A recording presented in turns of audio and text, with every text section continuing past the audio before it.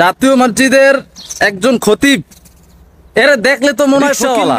এইটা কিভাবে খতিব হয় আমার মাথায় ধরেন। আর ভুল করে অহরহ, একই 2-3 লাইন মুখস্থ করে আসে, একই খুতবা প্রতি জুমায় বলে। তো এটা শোনার পর ওই মৌলভী সাহেবের কিছু বিচি মার্কা ছাত্র আর চেলাপেলাদের চরম পর্যায়ের জ্বালা পড়া শুরু হয়ে যায়। 3 বছর পার হয়ে যায়, তারপরেও দেখলাম যে তোরা সবাই মিললাও আমার নাভির নিচের একটা পশমও ফালাইতে পারলি না। আমাদের বাইতুল মুকাররমের খতিব আব্দুল মালিক সাহেবকে যখন দলিলে পারে না, তখন ওনাকেও পর্যন্ত গালি দিতে ছাড়েনি। এশিয়া মহাদেশের মধ্যে শ্রেষ্ঠ আলেমদের একজন, তাকে পর্যন্ত গালিবাজরা গালি দিতে ছাড়েনি।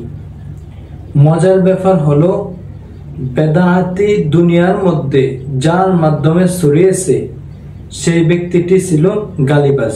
তার ইতিহাস খুললে দেখবেন সেই ব্যক্তি ছিলেন একটি গালিবাজ।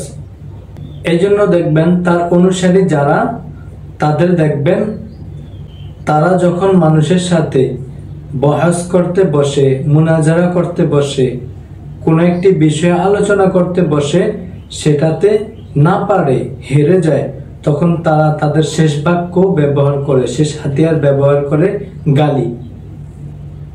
এটা আমার মুখের কথা নয়, এটা দলিল দ্বারা প্রমাণিত।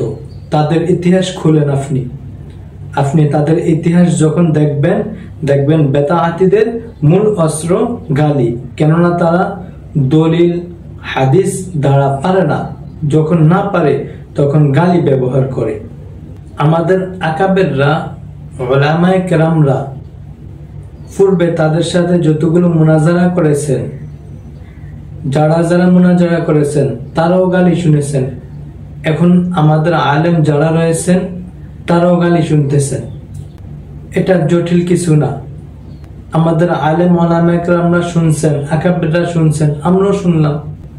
যে ব্যক্তি খারাপ তার বিচার করবেন আল্লাহ তাআলা, যে ব্যক্তি ভালো তার প্রতিদান দিবেন আল্লাহ তাআলা।